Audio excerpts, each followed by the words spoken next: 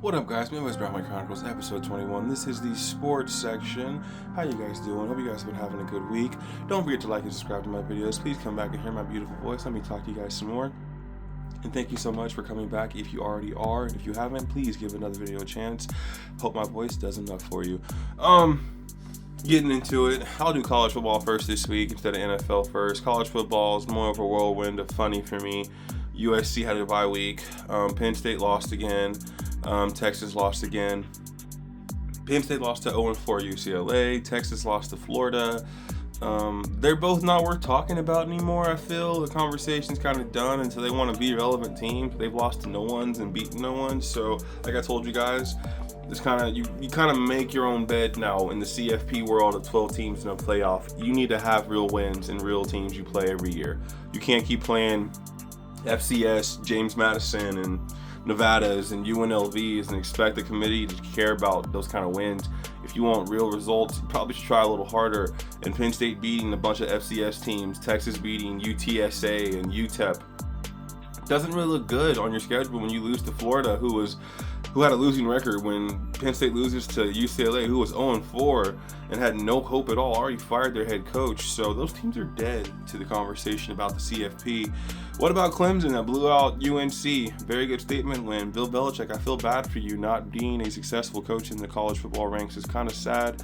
But again, I hope you didn't come to the college football ranks and that you could be what you were in the Patriots and be a stern organization-only man. This is college football. These are kids, not grown-ass adults. So it was never going to work that way. But I'm hoping for the best for Bill, I guess. Texas Tech looks legitimate, but they're playing no ones also. LSU looks pretty good.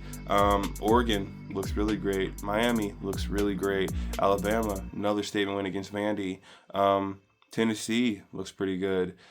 Georgia, they look pretty decent this week after rebounding from their loss. Teams that should be up at the top are at the top. Ohio State deserves to have number one because they have not lost a game, and they proved their hardest win at the beginning of the season was a fluke because they were not scared of Texas. So CFB is kind of unfolding as it needs to. Going to see what happens to the Power 5 conferences, the Big 12, the Big Sky, American Atlantic Conference, those conferences that are like outside looking in. But to see teams like Cincinnati beating Iowa States that were undefeated is a really good development for those kind of schools that are smaller, trying to get their names out there. So yeah, CFB keeps going. No crazy developments that we haven't been surprised by. Teams are showing up that really want this. Georgia Tech is relevant more than Clemson is right now because they really have a chance to win their ACC championship if they can beat Miami later in the season. So not a bad development going on in college football. USC plays Michigan coming up. Hope that's a good game. Illinois just beat us last week. They look really good. The Big Ten and SEC are the strongest conferences, but we'll see how Oklahoma looks without their star against Texas this week. If Oklahoma loses to Texas, another opening in the CFP becomes prevalent. So college football kind of ebbs and flows, not too big of a deal. But NFL talk, let's go. So no more about my Dolphins. We're kind of done talking about them. We're not relevant. If we were relevant, I'd want to talk. We're 1-4, lost to the Panthers after having a 17-point lead and blew it. So disappointed is an understatement. Whatever. We move on. This week I want to talk about the teams that are actually looking legitimate right now. The 4-1s, the 5-0s, the 3-2. Oh, sorry, the 4-1s, the 3-2s. There are no 5-0s because the Bills were the last undefeated team and they lost to the Patriots on Sunday Night Football. I'm going to talk about the pretenders, though, right now, that I'm not going to put too much stock in yet until I truly see them beat really good teams. Patriots being 3-2 is great. They beat the Bills on Sunday Night Football. Amazing. Drake May does look like a good quarterback. Patriots still got benefited by a bunch of boneheaded calls from the Bills, a bunch of boneheaded calls from other teams that they beat this year.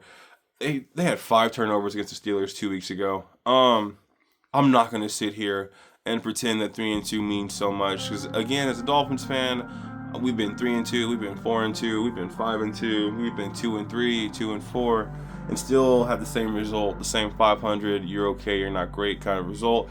And the Patriots still have a lot of growing to do, so I don't put too much stock in that 3-2. Also, the Colts, I don't want to be that person to shit on the team, but 4-1 against a bunch of mediocre teams is what it is. You got your 4 wins, you got your 1 loss, but the teams that you've beaten haven't really done anything in the league this year to show that they really were meaningful games. So proud of them for being 4-1, but the team that I would look at that I'm the most impressed about is probably the Jaguars at 4-1, because they just went to Kansas.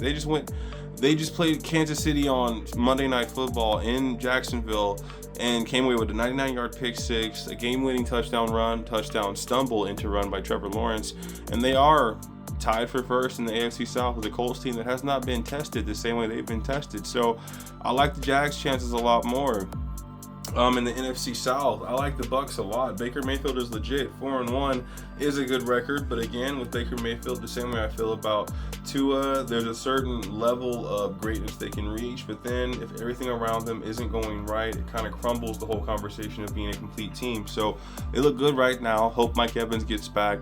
They've been playing a lot of close games with a bunch of average teams, so it's like the eye test isn't failing them, but it isn't looking as great as it could, and their division's kind of weak too. The Cowboys being 2-1 doesn't really float my boat and make me believe they're just some juggernaut of a team. The Cowboys are still the Cowboys for a reason.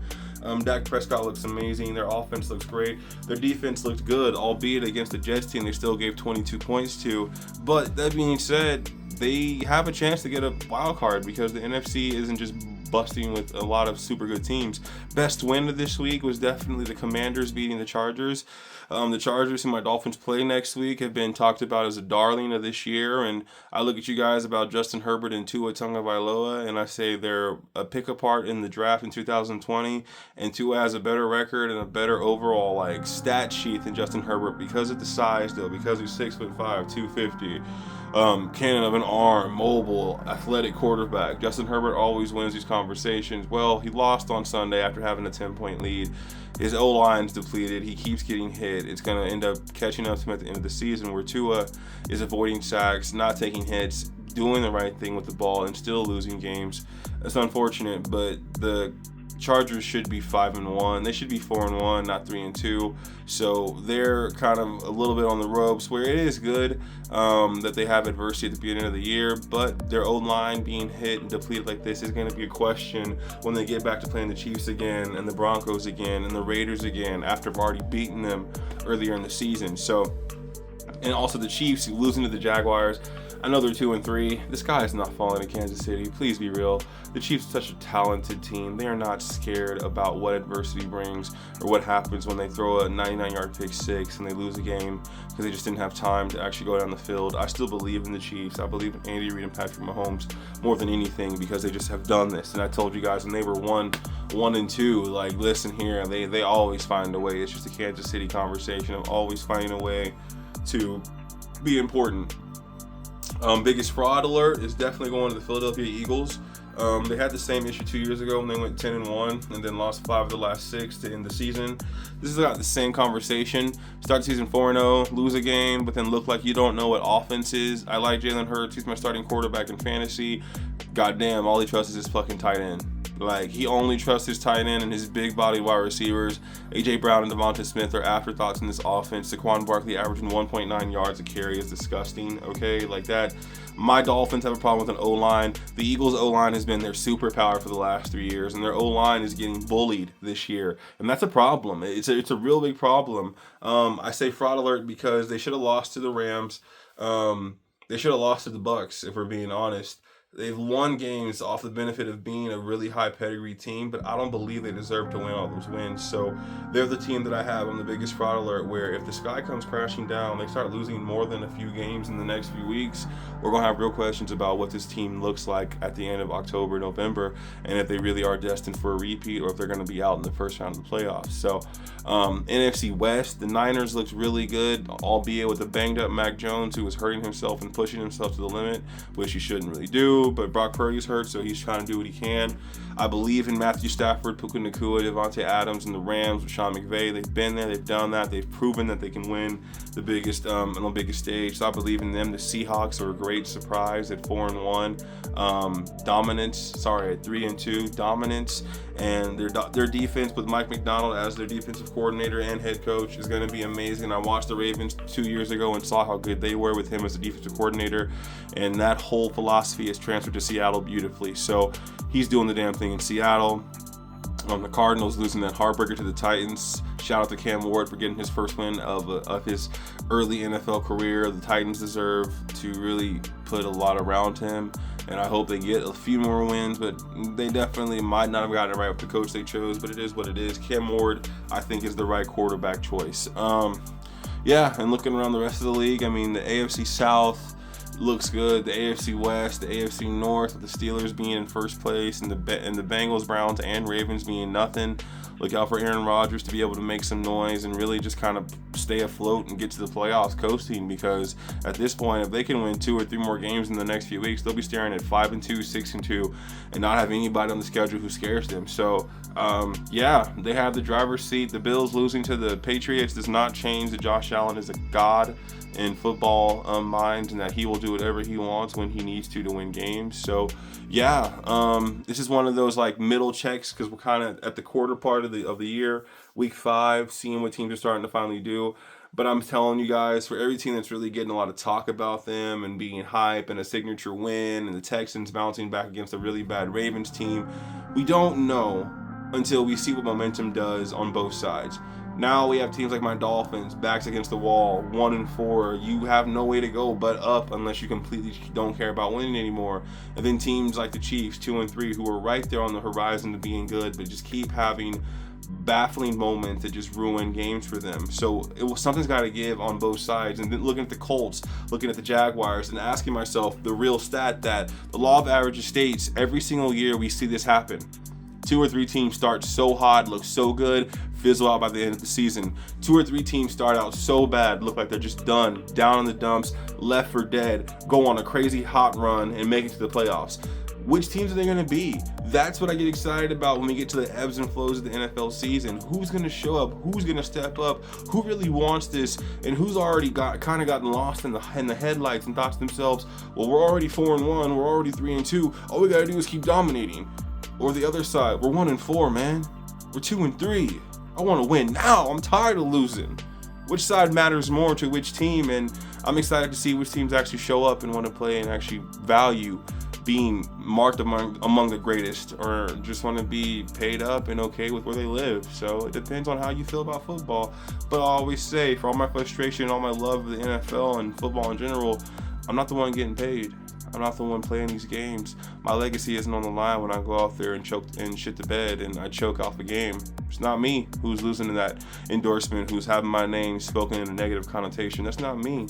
I just love the game enough to always be here and watch it. So hope you guys step up and hope you guys figure it out, or hope teams humble themselves and learn the truth about what they need to do to be a better team. Just depends on where we see NFL teams go. So still love it all together though, and I'll always be here every week. So here we go. But yes, this has been Midwest Brownwood Chronicles, episode 21. I'm your Midwest Brownwood, Jalen Brownford. You guys have a really great week. Thank you again. Come back, like and subscribe to my videos. I appreciate you guys coming back and listening to anything that I've posted in the last 2-3 months.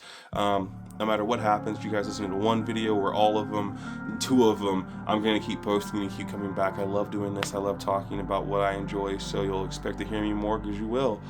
All right, guys, peace out. Have a good day. Have a good week. I'll talk to you guys later. Thanks for listening.